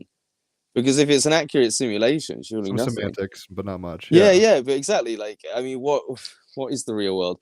But even before I'd woken up, I did used to like simulation theory, just because I couldn't argue with the maths, because it was just so simple. It was, if one civilization in the universe gets the ability to simulate the universe, then by that very logic, for that simulation to be accurate, then somebody inside that universe has to simulate a universe, because that's what happened in ours. It's got to be accurate. It's got to happen. So given that like exponential increase, you've got an infinity to one chance that you'd be in the one original universe that started all the simulations off. And, infinity to one would indicate that we were in a simulation. And that was before I was even into this stuff. I was like, fuck, can't argue with that. It seems plausible. Raphael, what is your take on this? Because it seems like that's the hard line, at least in behaviorism or whatever, where people are like, I want to be organic and vegan and live on a farm, or people are like, sign me up for fucking AI mental chips or whatever, brain chips. So the ultimate perspective, and this is something that many, even the distorted religions point to, and many spiritual experiences, is again the idea of unity. So if ultimately it is all one consciousness, then it is all simulating within itself. It is playing with itself, and it's creating all kinds of layers. It's like a computer with infinite capacity. So then you will have if I It's like a were kid daydreaming. a unity with infinite capacity and limitless, I would simulate everything that is imaginable to anything at all. Yeah. Anglerfish. So, and in terms of the artificial intelligence, I actually agree with you, Luke, and I don't talk about it often these days because I'm not right now actively doing it, but I've been conscious channeling for some time, if you know about channeling, Luke. And so without getting too deep into it, there's like a 20-minute channeling, one of the few I left on this channel, Act Like You Know 26 on YouTube. And that's basically sums up, all the things that I consider about it. Number one, I don't consider any of the public forms we have to be anyhow actually sentient. They're just very advanced mimicry machines like ChatGPT and so on. Maybe they can become more interested if they're freed, but they're still not sentient or anything. Then there's a lot of talk about, it's a lot different than it is portrayed, and it's also certainly a huge cash grab and all of that. And from a certain point of view, it certainly is true, or it could be seen in a way that we are artificial intelligence, because if it's all one unity construct, then it is creating artificial constructs within itself just to have more experiences. And from that point of view, also our personality construct and the way we experience this is an artificially constructed type of intelligence, in terms of it is an art, it is an aesthetic, it is, yeah, it is God's creation, one could say. So yeah, I think we're It's a pretty much on journey the of same page. imagining. Yeah. But it gets tricky because there's consequences. Like we've said before, if you're just going to hit people and say they're all NPCs, I mean, that kind of attitude doesn't bode well for the collective. But we're learning, it seems. We're learning. And hopefully what we do is, I hope, I guess, is not only find the people that we agree with culturally, intellectually, physically, whatever, and create kind of tribes, but we allow others. It doesn't have to be antithetical. Like a lot of things, I think that's what maybe all the religious wars and stuff have.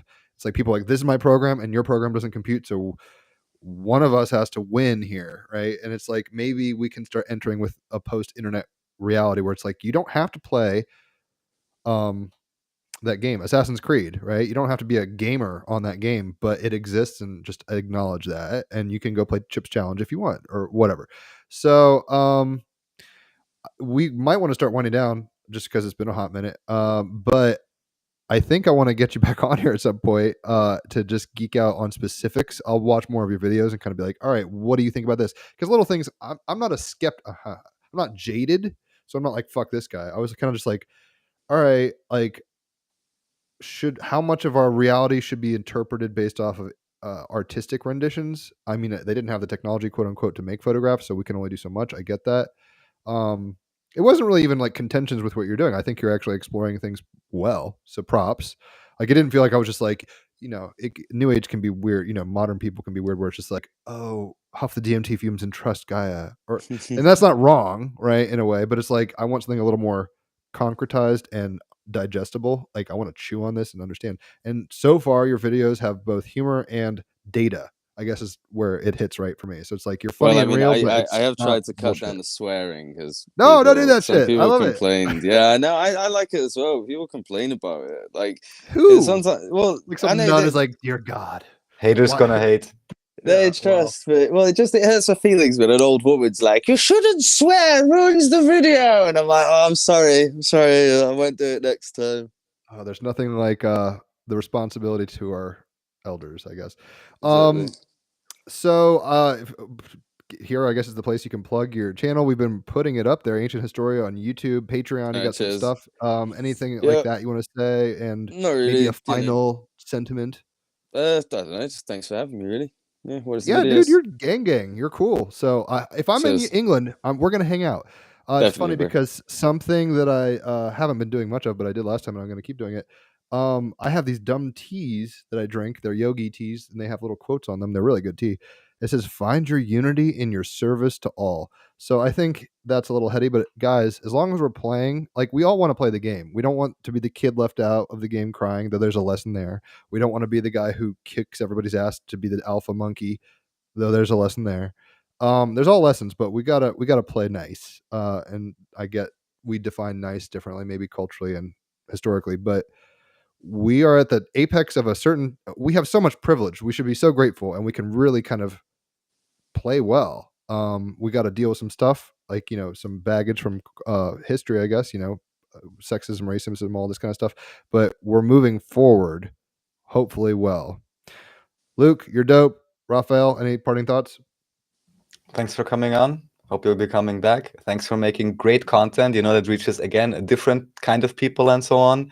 And I just think, the way you do it in terms of humor, your own style, and some data, but mostly humor. And of course, the insight from a completely different perspective that many people only remember as a child. This is the childlike curiosity and joy, which I am 100% certain, if nothing else, will bring us as close, to the truth and to unity and love as we could possibly be. So thank you. Keep being real, Luke. Never fucking screw the old lady's comments. Although, polishing the stone is nice too. So, but you're real. You're legit. Your team rabbit hole is fuck. So thanks for coming on, dude. Thank you very much. I'll catch you guys later.